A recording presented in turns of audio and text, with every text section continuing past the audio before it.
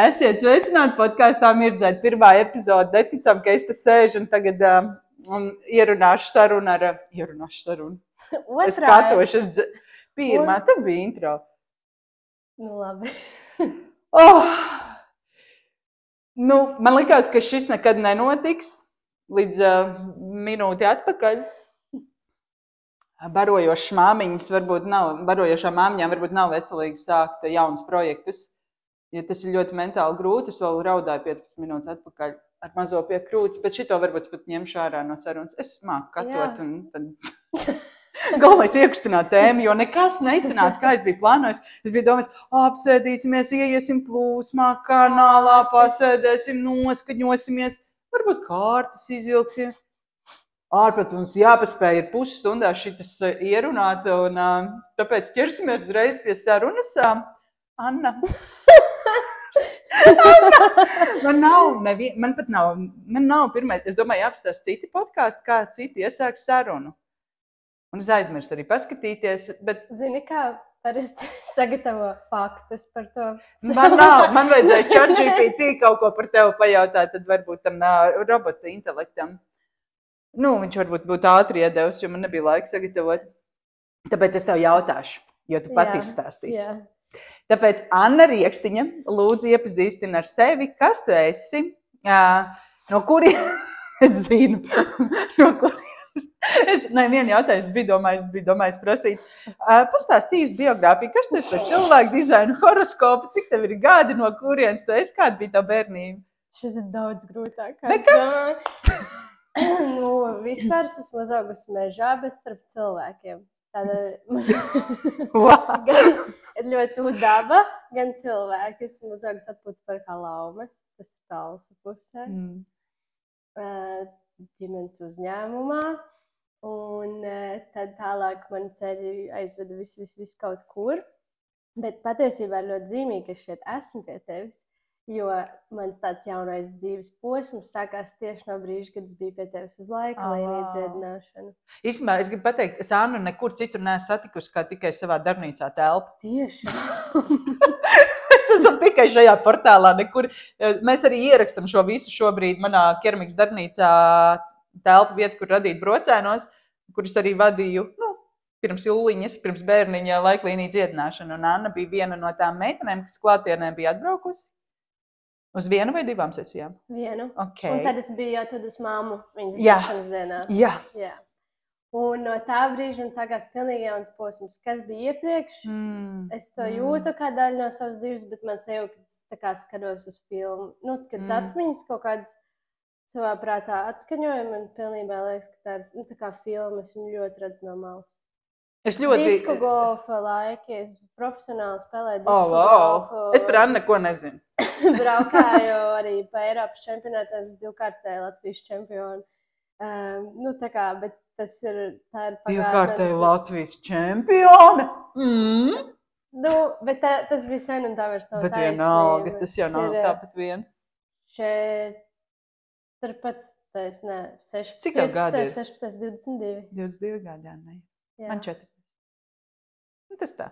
Bet vēl lielākā drauga. Man jaunāk. Labi, un tu uzaugi Lauma Daba parkā, ģimenes uzņēmumā. Tas nozīmē, ka tur bija turismas, daudz cilvēki. Droši vien arī daudz miedarbojies ar cilvēkiem, vai tu biji vairāk vienpati? Nē, noteikti miedarbojos vienmēr arī vēl joprojām. Cilvēki tāda kaut kādā ziņā arī drošības tāda sala. Kamēr es esmu starp cilvēkiem, es jūtos ļoti komfortabli, ļoti droši. Un tā ir grūtāk brīži bieži vien, kad esmu viena. Man otrādāk. Man otrādāk. Jā. Un kas tu esi pēc cilvēku dizaina un profila līnija, kāda tev ir? Neatceries? Es neatceros. Tev nebija tas divnieks, tev nebija tas vientuļnieks un ģēnijs?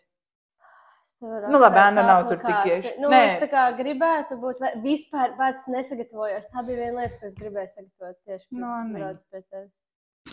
Labi, tas nav tik svarīgi, lai gan tas ir ļoti svarīgi. Es zinu, ka es esmu manifestējušos ģenerators. Tu esi manifestējušies ģenerators. Tie, kas nesaprot, mēs runājam par cilvēku dizaina sistēmu, tā ir tāda enerģētiskie tipi. Tie ir tādi enerģētiskie tipi ar tādu, es neesmu speciālists šajā jautājumā, bet es arī esmu manifestējušies ģenerators. Pavisam, manuprāt, bija 5 tipi. Un manifestējušie ģeneratori tie, kas var darīt vairākas lietas vienlaicīgi, viņi ir ātrāki, haotiskāki. Bet tad ir katram sava līnija. Varbūt tu kaut ko no šitā saproti. Bet es neredzu tavu līniju. Es neredzu to profilu līniju, kādu tu nesi, jo, piemēram, tas 1-3 profilu līnija, un tas ļoti labi noraksturoja, kāpēc nekas nenotika, kā bija plānots šodien. 2-4, tas varētu lūdzu! Divnieciņš ir vientuļnieks ģēnijs, kuram ir jādara tas, kas viegli padodas. Visticamāk, ka tavs izaicinājums droši vien ir, ka tu sevi neredzi savus talantus. Tev viņi ir, un tu viņus nespēji. Un man ir vairākas meitenes, draudzenes ar divnieciņiem. Un 4nieks ir tas, kurš mīja darbojas, kuram caur paziņām notiek visādi darbi. Tev nav, kā saka, jāmeklē speciāli kaut kas tev notiek tā. Tev tāda komuniņa ir tāda. Vienmēr tā ir. Bet divnieciņš, introverts, ekstraverts, tad tu sanāc. Tev vajag cilvēks, un tad tev vajag Zviedrijas mežu. Zviedrijas mežu. Jā. Tāpēc īstenībā Anna ir brīnišķīgs stāsts par to, kā viņa devās Zviedrijā 6 dienas mežā. Mazāk, 4. 4. Bet viss tas piedzīvojums ilga, 5-6, jā. Un es ticu, ka Anna ir tik daudz ko stāstīt, bet mums ir tikai pusstunda, un tāpēc es nezinu, man interesē gan tava bērnība, man interesē tavs pārgājieni, tava daba. Man arī diska golfs interesē, bet mazāk. Nē, man arī. Par to mēs varam vairs nerunāt. Ja interesē, var pastīties ar mani maziņu kaut kādas. Tad sākam no tās daļas, kad kāds, jo es atceros, ka tu atbrauc pie manis sesiju, tu, manuprāt, biji atbraukusi no Zviedrijas, no dzīves Zviedrijā. Kāds sakars tev ar Zviedriju vispār ir? Nē, tad es biju aizbraukusi nedēļu ilgā projektā. Tas ir International, neatceros, kāds tas precīzais nosaukums, kur dzīvo jaunieši 10 mēnešus, tad arī komunā, viņi audzē ēdienu, visu gatavo paši tīra, tur visu viņiem ir saistīts ar Valdorfu pedagoģiju, esmu pabeigusi arī Valdorfu vidusskolu, līdz 9. klasē es mācījos Talsos, tad vidusskolā es mācījos Ādažos. Valdorfu skolā, tā kā alternatīvo izglītību. Man vēl joprojām interesē, es arī par to kā vairāk klasu, Rudolfa Steinera filozofija arī. Un tad tā ir arī daļa, pamats tai programmai. Un viņi, kā tāda Valdorfa 13. klase, bet tur arī brauc cilvēki, kas nav saistīti ar Valdorfa pedagoģiju. No visas pasaules, pasniedzēji no visas pasaules, un tad viņiem ir tādos ciklos sadalīti šīs mācības, kur, piemēram, nedēļa, 2 nedēļas, viņiem ir šis mācību cikls, tur, piemēram, arī par self-biography, kas ir tā kā sevis izpēte arī no bērnības, no dzimšanas līdz šim mirklim, kā kaut kādi notikumi ir salikušies, tā kā, vai tikpat labi arī tur ir keramika, gleznošana, bioaudzēšana, tā kā ļoti, ļoti plašs spektrs. Tur varēja tikt tikai tie, kas jau ar Valdorfu, tur jebkurš tagad interesētos, piemēram, dzirdēt šo tavu sarunas daļu un sajūtu vilkmi, kas mums ir pēc vilkmes, mēs varam atpazīt, ka tas ir kaut kas, kur mums būtu jādodās. Ja mēs par cilvēku dizainu tagad parunājam un enerģijām, tad mums ar Annu tās ir vilkmes, kas ir aiz loģikas. Jā, man vienmēr ir tās liekas, kaut kas vienkārši tā kā iekšā deg, un es vienkārši zinu. Man no bērnības tāds teiciens, ka man vecāki vienmēr prasījuši, kā tu zini, un es vienmēr esmu atbildējis, es vienkārši zinu. Un tā sajūta nav izskaidrojuma. Es atceros Youth International Program. Viņš saucās Zviedrijā, viņa man šķiet, ka nav, jebkurš nevar, tur ir vecuma, tas ir jaunieši. Es nevarētu. Šķiet, ka līdz 30 vai 18. Bet tas ir bezmaksas projekts? Nē. Pats maksā? Es biju pieteikusies uz viņu, un tajā brīdī man nebija pietiekami līdzekļi, lai tajā aizbraucu, tiku vispār tur iekšā. Bet tad es, tas tomēr neaizbraucu. Un tad, kad es biju pirms tevis, Zviedrijā, viņi bija organizēja nedēļu ilgu fórumu, uz kuru es tad aizbraucu, un tur arī bija tādas lekcijas. Un tā. Labi, un tu atbrauc pēc tam pie manis uz sesiju, un es ļoti labi atceros, ka tev nebija, kā mums tipiski ir, kad klātienē vienkārši visbiežāk mēs ejam pagātnē kaut ko dziedināt, es teicu, man tur nav kur iet, nevis tāpēc, ka Annai nebūtu pagātnes pieredzes, bet vienkārši tik gaiša būtne, ka viņai uzreiz bija jāiet uz nākotnes laika līniju, jālinkojas, un tur bija daudz sinhronitātes, vai ne? Ar tauriņiem. Un kaut kas tur bija magic. Ļoti daudz es biju tieši pirms sesijas visu kaut ko uzzīmējusi savā kladē, uzgleznojusi, un es nesapratu, kas tas ir, un beigās es pēc tās sesijas atveru to kladu, un skatos, tas mans augstākais tā kā, un es pirms tam nenotvēru to, ka tas, ko es zīmēju, gleznoju, man tā plūsma vienkārši nāk, es nekad nedomāju, kas ir tas, ko es zīmēšu vai gleznošu, un tad sapratu, ka man tur reāli nāk kodi, ko es tā kā arī būtu vēl gribētu vairāk integrēt savā ikdienā, bet man tas ir ļoti daudz palīdzējis. Jā, jo Anna ar savu māmu ir uzsākusi kopīgu projektu, un es biju pirmā, kurai bija tā laime pamēģināt, viņas atbrauc pie manas telpām un piedāvāja man, iespēju piedalīties, un Anniņa, māma vadīja man meistarklases, un Anna gleznoja pa to laiku man gleznu. Arī absolūtā plūsmā, un es pēc tam, es zinu, kas bija tā sajūta, man nekur nav bijis tāda sajūta, ka es vienkārši esmu tādā iekšējā, vispār mierā, tā kā neviena doma, es esmu ļoti analītisks, varu analizēt, tagad dara to, bet man bija drošības sajūta, es atslābu, man nebija nekas, man nebija tā, kāpēc, man nebija nekā, es vispār nebiju prātā, man liekas. Un tā ir ļoti laba sajūta. Tā ir ritīgi laba sajūta. Un tad tu vēl pasniedz to gleznu, kas ļoti sasinhronizējas ar maniem kaut kādiem procesiem, iekšējām sajūtām. Un tas bija tāds tiešām skaists laiks. Es viņu atceros tādu pilnīgu atslābumu. Un kaut ko ļoti dvēselisku. Tā kā, Lība Herbal, jūs ar māmu tagad esat tikko sākušas, ir iespēja pieteikties, ja ir intereses, varbūt, pēc tam aprakstā ielikšu jūsu mājaslapu, Instagramu, lai ja cilvēki sajūt, tad viņi droši var rakstīt, uzrunāt, ja sajūt Annas enerģiju un pabūt viņas laukā, tad droši nekautrējieties. Bet man ļoti patīk, ka tu izmetā vārdu projekts, nevis biznes, jo mums abām ir tā sajūta ar māmu, ka tas ir tāds, kopīgs projekts, kur potenciāli tā kā mēs arī vēlamies ar to kaut ko nopelnīt, bet primāri tā ir tā kā iespēja dalīties beidzot ar cilvēkiem, tajā, ko mēs protam, zinām, par ko mēs degam. Un man patīk, ka izmantoju šo. Jo Izmāra, tev varētu runāt vēl tur detaļās, piemēram, kā ir uzaugt Laumas dabu parkā. Tā kā feja vienkārši. Što mēs netaisīsim. Cerams, ka vispār kaut kas ierakstās. Tev mirgo zaļais, jā. Mirgo? Nē, deg. Mirdz zaļais. Es tev pat nevarētu ļoti pateikt, kā tur bija uzaugt, jo man nav īsti atmiņu pirms 6 gadu vecuma. Wow, jo man ir ļoti detalizēts. Jā. Es varu jebko atcerēties kadros, un uz to kadru var aprakstīt. Un tas īstenībā ir briesmīgi savā ziņā, jo tās nav gluži tādas atmiņas, kurās grib gremdēties. Viņas ir kā bildes. Principā man māma ir stāstījis, ka spēlējos ar čūskām, akmeņus. Tagad nevarētu paņemt rokās, bet tā bija ļoti ar dabu. Un arī es diezgan ilgi, es domāju, ka tā kā netvēru to, ka tur turisti un cilvēki, kas brauc uz turisma objektu, jo ir tāds stāsts, kur mana mamma no vakarā saka, kur tev pie gultas sandēles, un tā kā no rīta, kad tu pamodies, es būšu kafejnīcā, un tu nāc, un vienkārši uzvelc sandēles un nāc, un viņi saka, ka viņi skatās atbraukas grupa no Latgales pensionāru, un viņi skatās, kas vienkārši pilnībā plika zandelēs ar ķēmi rokā nāku pie viņas. Īsti dabas bērns. Jā. Tā kā tā uzaugot tur noteikti man nākusi tāda ļoti dziļa brīvības sajūta.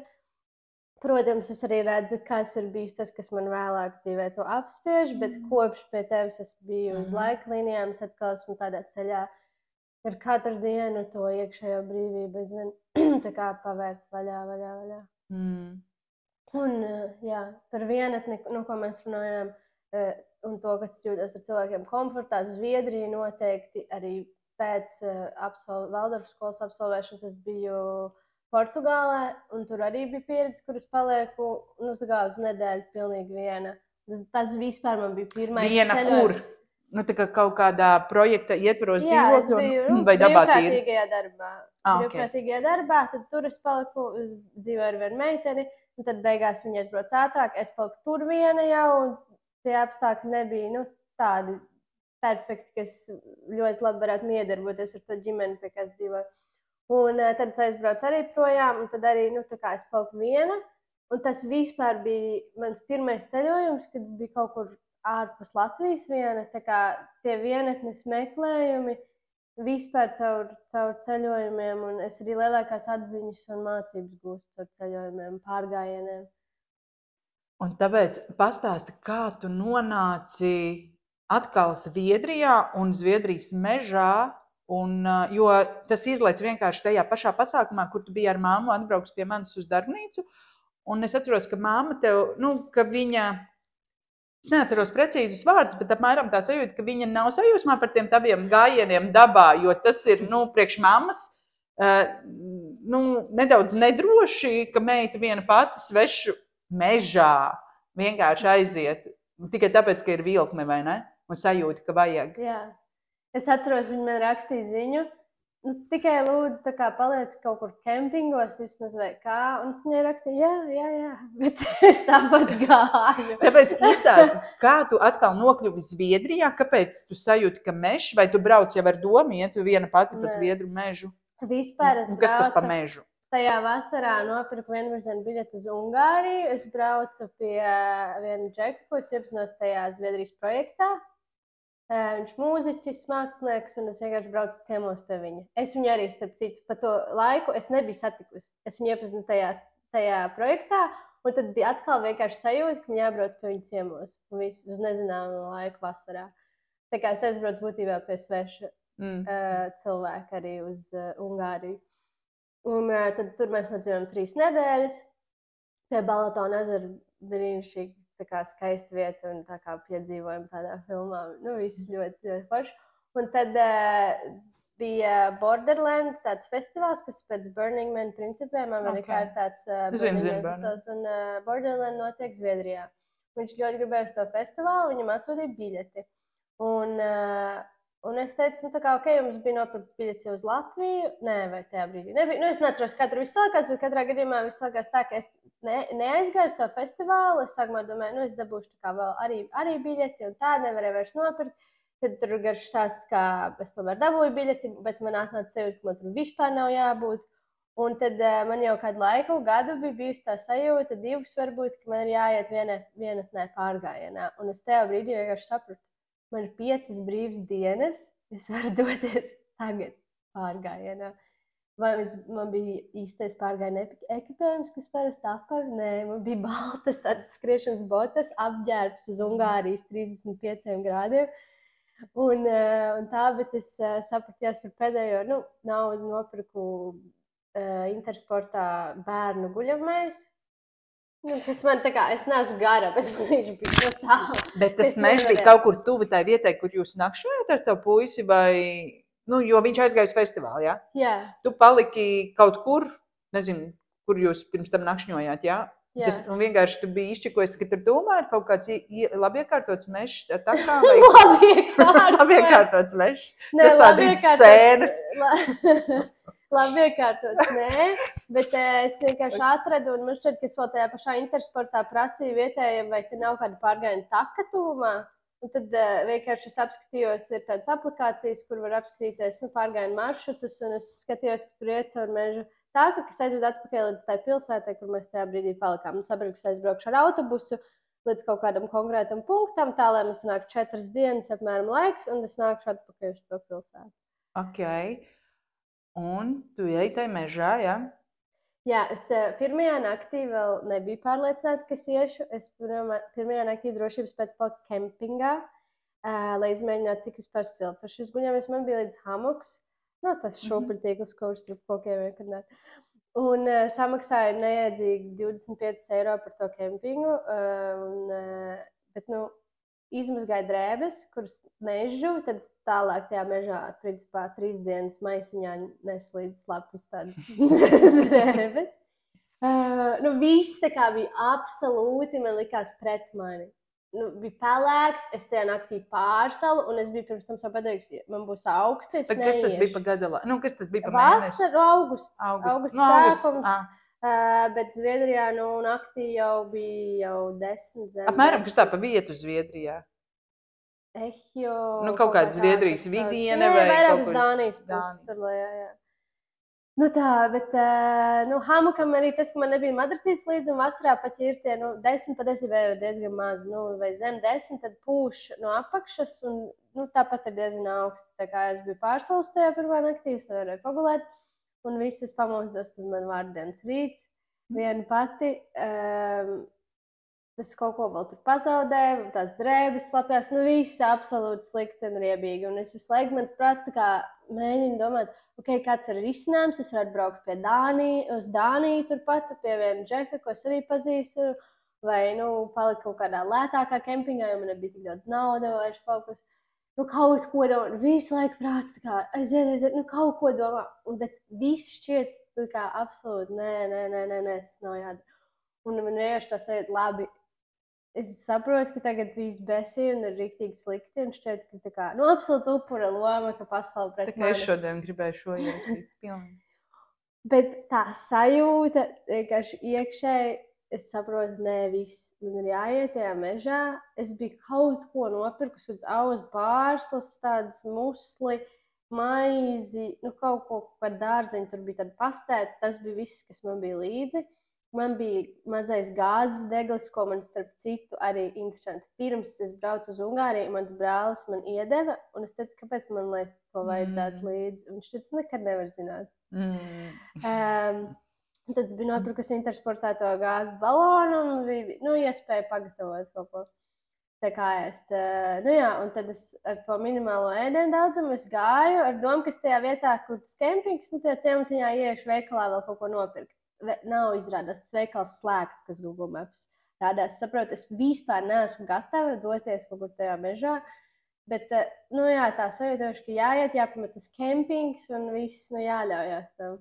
Viss, un es iegāju, un es eju, un vienkārši tādas dusmas iekšā, un viss, tā kā neko, liekas, ka viss ir sazvērējušies par mani, un seju, un tā kā paliek tikai sliktāk, jo es jūtu, kā man tur vienai, tad šauri taciņi kaut kur starp melenēm. Un es jūtu, ka man vienkārši nāk bailes un panika par lāčiem un kaut kādiem dzīvniekiem. Un es nezinu, vai es tur kādu cilvēku satikšu vai kā, un kur es vispār palikšu. Es biju saplānojis apmēram, uz kurienai man jātiek. Atkal uz tādam mazākam ciematiņam ar cerību, ka tur būs kaut kāds, es pat nezinu, ko es domāju, kaut kāda būdiņa, kaut kas, kur palikt. Tad es visu to dienu gāju, arī, ja nezinu, kur es palikšu un tā. Un tad tas sākums atceros pirmās kaut kādas 20 minūtes, un es uzdodu sev jautājumu, diez cik ilgi man būs jāiet, lai man tā kā atlaistu tā sajūta. Un es eju pa to taciņu augstāk, un vienkārši pavērās tāds skats. Un es tajā brīdī vienkārši izkliedzos, un tik labi palika. Tad vienīgais, kas man palika, bija tās bailes iekšējās no lāčiem, no vienatnes. Es saku, ka es komfortabli jūtos starp cilvēkiem vienatnē, un es uzreiz saskaros ar to, ko es tā kā esot ar cilvēkiem, kaut kur aizgrožu projām. Tāds gāju, nezinot, kurš palikšu. Pirmā naktī es paliku, sanāk otrajā. Es paliku ģērbtuvē. Kas tas bija pa skatu, kas tev pabērās? Viņš uzkāpa tādā kalnā, un tur tāda ieleja, mežs tālumā. Bet tas noskaņa ir miglainā vai saulaina tā diena? Nē, saulaina. Paldies Dievam, ja vienkārši tādā miglā drēgnumā varbūt tas vēl iedod tādu fonu. Tāpēc uzreiz, jo es pie dabas vienmēr ļoti ātri spēju atbrīvoties, un man tā kā daba uzlādē un iedvesmo. Un tas bija tas mirklis ieraugt tas katrs, jā, tā ir tā brīvības sajūta, pēc kā es tā kā ir. Un tad tajā vakarā es paliku tādās ģērbtuvēs pie ezera, un es ļoti ilgi nevarēju iekārtoties uz savu soliņu. Jo tur bija kaut kāda cilvēka ārā, un es domāju, viņi tā kā ko viņi padomās, kas ar savu mugursomu eju. Tad tur bija cilvēki, tā bija publiska pludmale mežā, pie mežā ezers? Tas mazs ciematiņš, tas bija pirmais vakars, kurus vēl biju pa dienu es izgāju tā kā mežā, un tas bija nākamais centiens, kurus cerēju, ka veikalā kaut ko varēšu vēl klāt, nopirkt. Tur arī bija ciet viss. Nu tā, un tad es paliku tajā, bet es rīktīgi ilgi nevarēju tikt tajā ģērbtuvē, jo tur pie galdiņa ārā sēdēja cilvēki. Un es atkal sadusmojos, man nenormāli augsti, es biju pārsalusi. Es domāju, labi, es apiešu tā kā pa to ezeru, salasīšu tēju. Protams, tajās apgāju līdz otrai pusē, līdz tam ezeram. Un es skatos, ka tie cilvēki iet projām. Es atnācu atpakaļ, uzvārīju tēju, lasīju grāmatu, cilvēks uz gaismas viļņa. Un vispār ļoti zīmīgi. Un visinteresanti, to grāmatu neesmu vairs izlasījusi tā kā līdz galam. Es viņu izlasīju kaut kādas 2/3 tajā gājienā, tajā laikā. Un man reāli bija tā sajūta, ka es esmu tā kā uz gaismas viļņa. Kopš tā es neesmu viņu vispār atvērusi. Un es domāju, man vajadzētu pabeigt tā kā atkal prāts saka, izlasīt līdz galam, bet man nav. Viņa bija tieši tā kā tajā brīdī. Jā, tas arī, un tajā vakarā es ļoti arī piedzīvoju tos kontrastus, kas esmu pilnīgā bedres tādā apakšā un drausmīgi augsti. Un es atceros rakstu savā dienas grāmatā, kāds sakars, kāpēc es atkal šo savu noderu. Jo man vienmēr dzīvē viss ir nācis ar fiziskiem pārbaudījumiem un veselību un tā kā, kāpēc vēl sev papildus to uzlieku? Es jūtos komfortā, tad, kad es esmu siltumā, drošībā, tad es spēju kaut ko radīt. Šeit es neko nespēju radīt, kāpēc esmu kaut kādā izdzīvošanas režīmā. Tā kā es esmu šeit, lai radītu, nevis lai izdzīvotu. Un es domāju, kāpēc? Tajā brīdī vispār es vēl nesapratu, kāpēc es tur esmu. Bet tā sajūta tāpat es jau uzrakstīju tam citam čekam no Dānijas, vai es varu tomēr pie viņa palikt. Es domāju, nē, es sēdīšos tā kā autobusā un braukšu, un es no rīta pamostos un atkal sajūtu. Kādas muļķības, kāda Dānija, tev vienkārši jāturpiniet. Jā. Tajā dienā spilgtākais. Tas pie tā ezera nebija ar to ēdienu saistīts arī? Ka tev nebija... Nē, tas ir nākamais. Spoiler! Tas ir nākamais. Atkal es eju, izēju no tā ciemata, eju atkal turpinu pa to tāku mežā. Un atkal viss mans bailes aktivizējās no lāčiem, vēl kaut kādiem meža zvēriem. Es skatos, tur meža cūkas vienkārši uzrakņājuši visu. Es domāju, jā, vēl tie. Labi, Zviedrijas mežs nav gluži Latvijas mežs, tā ir sveša vide. Jā. Un arī Latvijas mežā droši vien vienu pilnu dienu noiet arī būtu sajūta kaut kāda. Jā. Tāpēc, varbūt tā, kad Zviedrijas mežs tā nav tāda, jā, es tas zinu, ka te kaut kur tā ir pilnīgi sveša vieta. Vai Latvijā es varu jebkurā brīdī piezvanīt kādam un kāds pāris stundu laikā man tā kā atbrauks pakaļ. Un tur ir citi dzīvnieki višķiņi, kaut vai ziemeļbrieži. Tur diezgan. Labi, tu jau ej tagad 3. dienu? Es eju 2. jā. Un nenormālas tās bailes, bet tāpat laikā ik pa laikam nāk rīktīgā pateicības sajūta, jo ir milzīgs melens un brūklenes, un tā kā es eju lasu, un man nav daudz tas ēdiens, tā kā es baudu to, ko daba dod. Un es eju, un es pēkšņi tā, to arī no laiklīnijām, es taču varu runāt ar augstāko ar eņģeļiem, tā kā, lai viss, un tajā gājienā es beidzot sapratu, ko nozīmē afirmācijas. Nekad dzīvē nebija, es sapratu, kas tas ir, bet nekad nebija strādājis. Tajā brīdī es sapratu, vienīgais, ko es varu darīt, nevis koncentrēties uz to, ka man tūlīt izliks lācis no krūmēm, jo es nevaru to izskaidrot. Tā ir vienīgā doma, kas ir galvā. Un es jūtu, ka es eju milzīgā tempā, it kā man nav vispār kur steigties, man nav jānoiet mega daudz tajā dienā. Bet vienīgais vienkārši tās bailes, kas man ļoti, ļoti dod tā kā iešanas tempu, un es jūtu, ka ātrāk nogurst un tā, un viss nenormāls process galvā.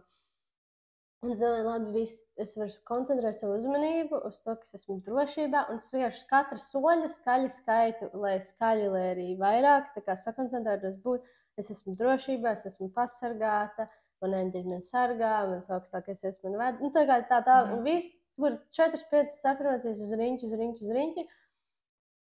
Un pēkšņi vienā brīdī atnāk tad sajūta, kas man vēl likt justies drošāk, jo man būtu nazis, man nebija nazis nekā tāda.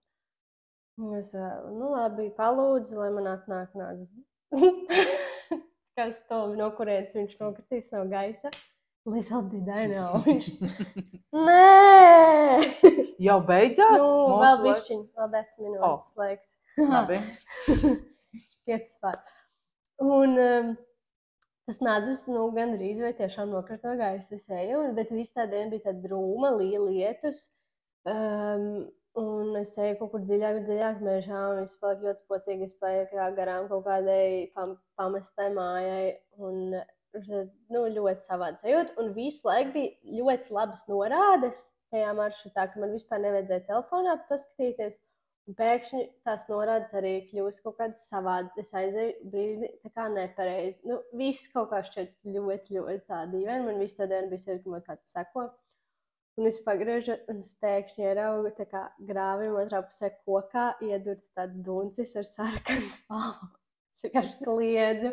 Es lamājos, tā kā visas lamvārdas, ko es zinu. Es skatos visām pusēm, ka man kāds plīt liekas virsū.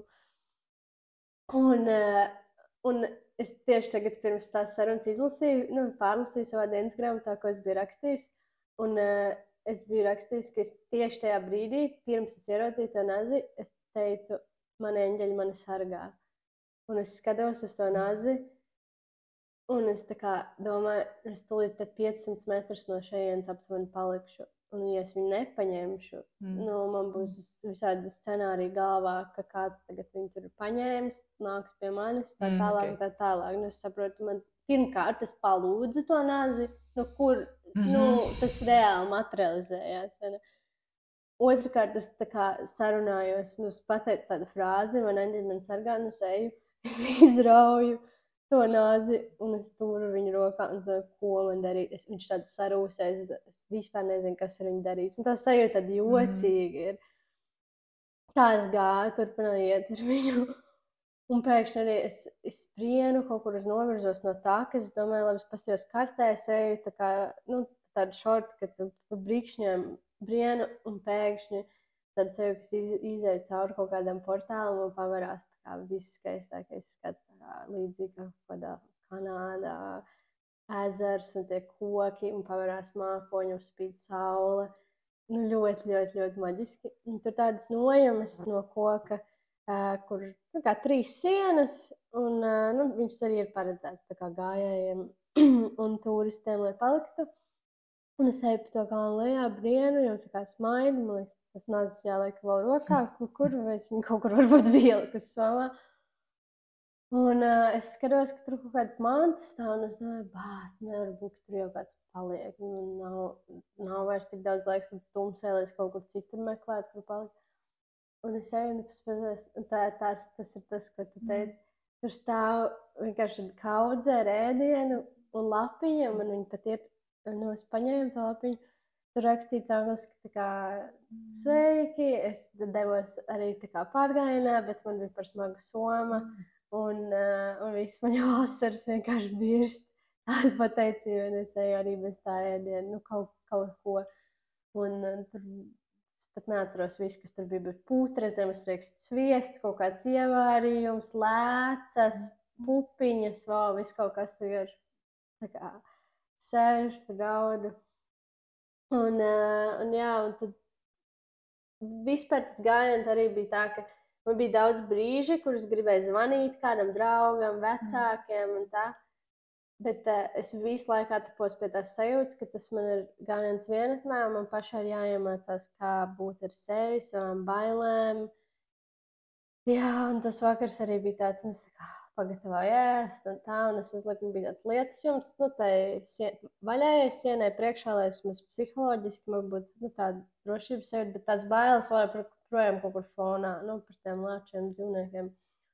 Un es guļu, un sākās nenormālā panika, es paniski raudu, tajā brīdī jāizgribēju sunīgi mammai, lai viņi dzied kaut kādas šupu dziesmas un tā, un es 8 gāju jau gulēt, lai vienkārši doma, kā ātrāk paiet nakts, un es varētu atkal iet.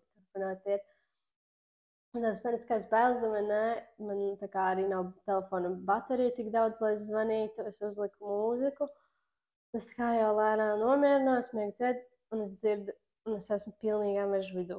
Es dzirdu, ka piebrauc kaut kur mašīna. Es izbridu no pilnīgiem džungļiem, tur pieiet maza taciņa pie tā zaža, kur tur mašīna.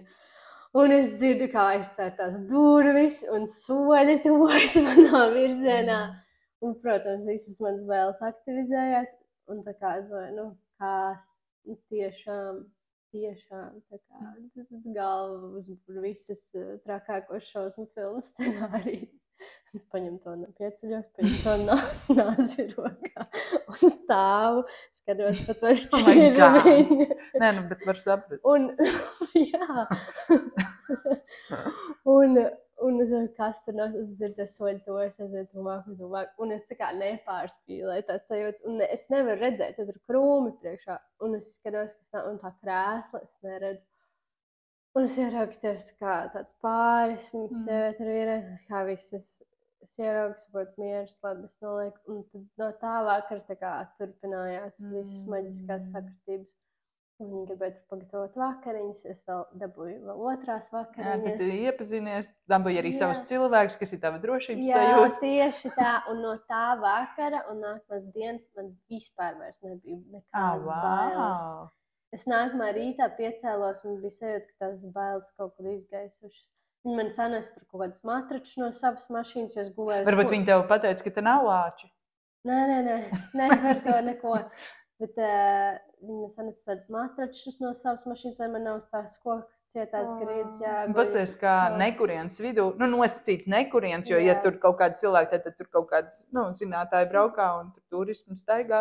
Bet, kā jebkur par tevi var parūpēties, vai ne? Tava gaismas pasaule. Tā ir tā maģiskā domāšana, tā dzīvošana, kad tu aiz loģikas, ka tu kā ar prātu tu nevari, un tā jau vismaz ir cīņa, nevis to lāci, bet to prātu. Pilnīgi noteikti. Un tad, nākamā rītā pamodos pilnīgi citām sajūtām. Viņi man vēl iedeva palādēt telefonu, tur salvetes, ūdeni, jo ūdeni arī es vārīju no ezera. Cik viņš bija tīrs, tik bija izvārīts, tāds viņu dzēru.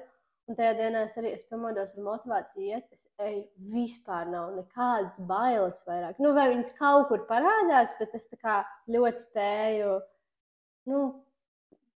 ne pat viņas pastum projām, bet kaut kā ļoti pieņemt to, ka es domāju, labi, ja mani apēdīs, tad lācis, tad apēdīs. Tā kā, ko es tajā brīdī savu pateicu. Tu biji tik tālu tikus? Jā. Wow. Tagad varbūt jau pa jaunam tu atkal iet cauri varbūt, bet kas to zina? Ne tādā līmenī, es domāju, cik tā kā tajā brīdī, bet jā.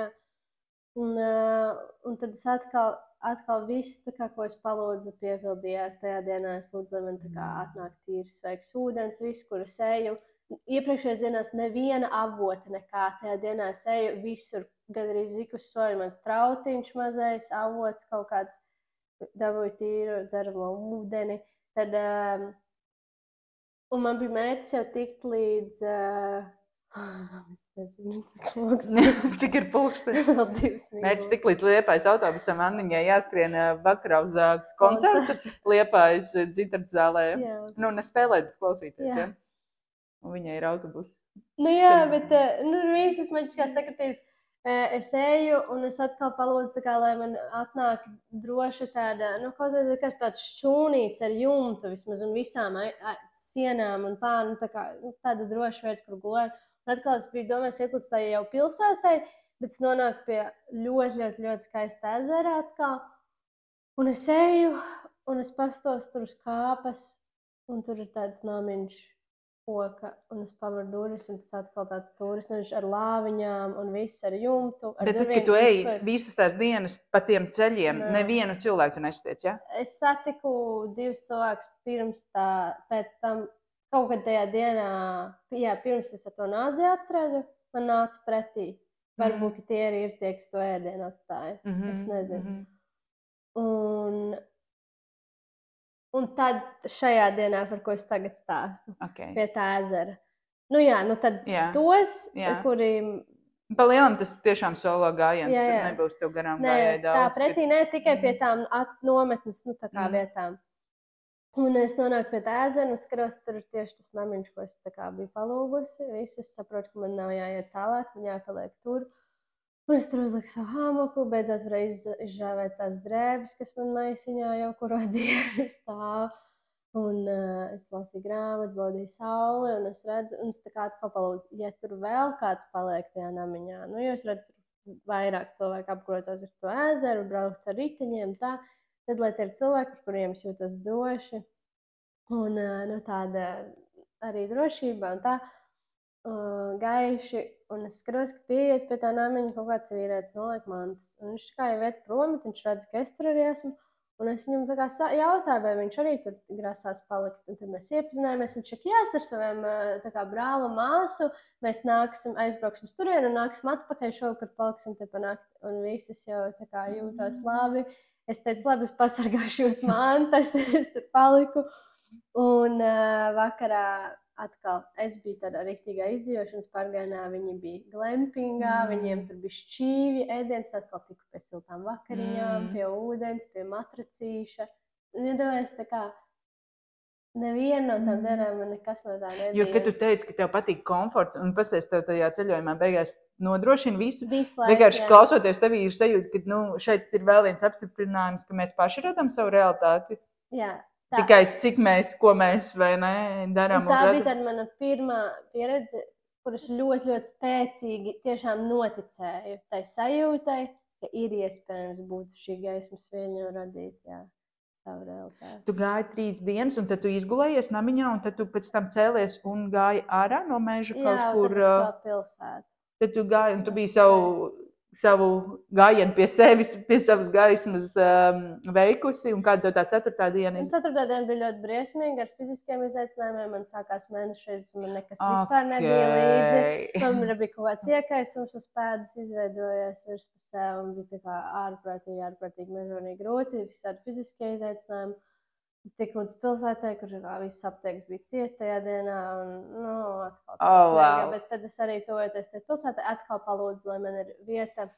Es skatījos caur Couchsurfing aplikāciju, tojoties tajā pilsētai, vienkārši sāku meklēt rakstīt cilvēkiem, kas ir kaut kādi, nezinu, 40 km attālumā, un parasti tajā aplikācijā neatbild kādu laiku, un es vienkārši palūdzu, tā kā, lai man ir atbild cilvēks, pie kuras jūtos droši, kurš var iet siltā dušā un tā kā atpūsties tā. Un jā, un es tā eju, es vēl ieraugu tādu zilu spalviņu uz zemes, es pacēju viņu, es paskatos telefonā, un man ir atbildējis vīrietis, kurš saka, un atkal sastapšanās ar nākamajām bailēm. Jā, es tā kā esmu gatavs tevi uzņemt, es dzīvoju viens pats mājā, mežā. Okay. Un, nu jā. Nu tā, bet brīnišķīgs beigās varēja palikt pie viņa 2 naktis. Viņš man ielaida savā guļamistabā, pats gulēja uz dīvāna. Jā, tā kā. Nu jā, varbūt, ka tajā Zviedrijā tie cilvēki, viņi jau ir, varbūt tāpēc, ka mēs esam Latvijā auguši, varbūt, kur ir vairāk kriminālais fons visam un briesmas. Varbūt, ka Zviedrijā tas nav tāds dominējošais kolektīvs. Un tad es arī sapratu, man daudz vairāk būtu bail kaut kādā pilsētā palikt panākt, nekā mežā, kur patiesībā es esmu drošībā. Un tu aizgāji līdz pilsētai, un no tās pilsētas tu devies atpakaļ uz Latviju? Nē, no tās pilsētas es aizbraucu atkal pie tā vīrieša, kas man atbildēja, ka es varu palikt pie viņa mājā, spraukt 2 naktis. Tad atkal satikos ar to puisi, ar ko es biju uzsākuši šo ceļojumu, tad mēs lidojām atpakaļ uz Latviju. Viņš bija latvietis? Nē, ungārs. Ungārs. Un tad jūs vēl pa Latviju. Jā. Bet tu izvēlējies neiet uz to festivālu, jo, ja tev biļeti bija, viss tev bija? Jā, man vienkārši nebija sajūta. Bet pat, ja tavs draugs gāja, vai partneri, viņš nebija tavs partners, jā? Vienkārši draugs, un tik un tā tu saproti, ka tas nav tev? Nē, es tā kā vienkārši man bija atkal dzīves sajūta, ka man tur nav jābūt. Bet tu biļeti prāti, tu gribēji, vai ne? Es gribēju, un tad es dabūju to biļeti, man atsūtīja vienkārši viena meitene, tu vari iet zem mana vārda, reku to biļeti. Tajā brīdī es sapratu, ka es vispār negribu tur būt, man tur nav jābūt. Un tev nemēģināja atrunāt? Nē, Janna, viena pati. Nē. Nu, labi, tas ir turists, tāda taciņa, tas nav gluži. Nu, labi, mēs jau pa pokaiņiem arī varam 3 taimauts, viņai jābrauc. Bet, nu, palielam stāstīja, redzēsim, vai ir ierakstījies. Protams, man vispār likās, ka mēs to neizdarīsim, jo man bija tāda krīze, es tiešām raudāju. Tas jau gribētu vēl vispār. Nu jā, jo tas jau tikai, zinu, tāda sajūta, mēs bišķi pieskārāmies reāli, bet kaut ko tur... Jā, nu kaut kāds dziļāks atklāsmes. Bet otrā daļa jāieraksta. Nu jā, tāpēc, jo man likās, ka mēs neko es Annai tieši, Anna bija pie manas darbnīcā, un es biju baroju Uliņu mājās 5 pārielai, tas ir, un es Annai rakstu, Anna, nu šodien nebūs, un raudošie emoji, tāpēc, ka, nu nebija varianti, Ula meitiņa negribēja, lai es nāku, raudāju pie krūts, un es tad palūdzu eņģeļiem, lūdzu kaut kā sakārtojiet, jo tas nav mana ikdienas praksa, ko es daru. Es vienkārši ļauju lietām notikt, bet es pat tiešā veidā it kā neprasu, un tad es vienkārši teicu, jo tajā izmisumā, nu kam vēl, nu tā kā ko, jo vilkme jau ir, vai tā vilkme jau ir, es gribu, es saku, man bija tāds kluss, silts prieks, zinot, ka mēs šodien ierakstīsim nevis tāds, bet tāds kluss, silts prieks, tāds jūtas, ka jābūt, un visi apstākļi ir pret. Laidīsim Annu braukt uz koncertu. Paldies! Paldies, ja klausījies! Atā!